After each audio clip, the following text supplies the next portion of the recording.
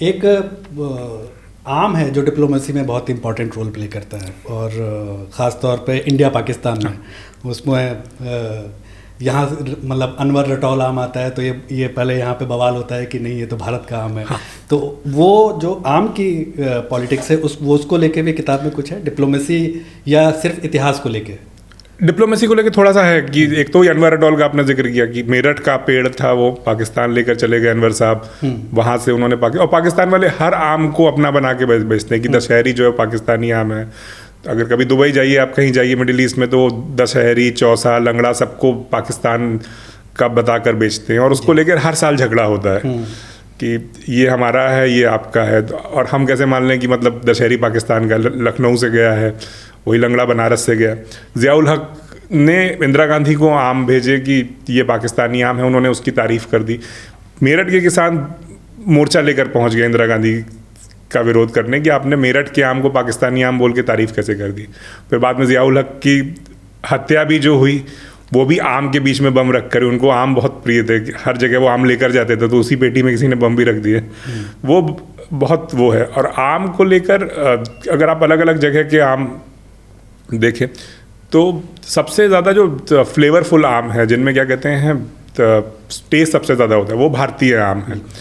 बाकी जगहों के आमों में बड़ा वो है, देखने में बड़े सुंदर होते हैं लेकिन उतना स्वाद है। जैसे बम्बई रहते हुए मैंने अल्फांसो का नाम बहुत सुना था, लेकिन जो स्वाद मतलब लंगड़ा में है या केसर में है या सिंदूरी, वो उसमें भी नहीं है। नॉर्थ इंडियंस को पसंद नहीं आता है आमतौर पर। हाँ, उसमें एक बड़ी अच्छी महक होती है, एक अलग तरह की, वो खुशबू बहुत अच्छी होती है, लेकिन स्वाद ज़्यादा इम्पोर्टेंट मुझे, हम लोगों को लगता है। वहाँ के लोगों को, हालांकि महाराष्ट्र में भी और वैराइटीज़ होती हैं आम की, तो वो बड़ी अच्छी है। लेकिन अल्फांसो वही है कि वो बहुत दर्जन के हिसाब से मिलता है और 800-1000 रुपये का एक दर्जन आम पड़ता है।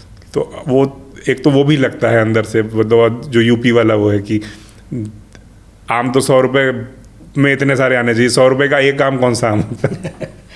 हमारे एक प्रोग्राम में सोपान जोशी आए थे जिन्होंने बंगाल के बहुत सारे आमों को लेकर बात की थी, और उनके हिसाब से उनके जो व्यक्तिगत पसंद है वो दक्षिण के आमों को उन्होंने लेके काफ़ी की। दक्षिण के आम बहुत इंटरेस्टिंग, दक्षिण का एक नीलम बड़ा अच्छा आम है, और एक और आम है कर्नाटक से आता है महाराष्ट्र में, जो 1 किलो में लगभग 1 आम चढ़ता है, और वो इतना मीठा होता है, मतलब, और वो बहुत कम समय के लिए आता है। मतलब सीज़न जब ख़त्म होने वाला होता है, जुलाई में आएगा 15-20 दिन, अगर आप उस बीच में मिस कर गए उसको तो वो नहीं मिलता है, ना उसके पहले ना बाद में। लेकिन उनके स्वाद बहुत अलग हैं, उनका छिलका बहुत अलग तरह का होता है।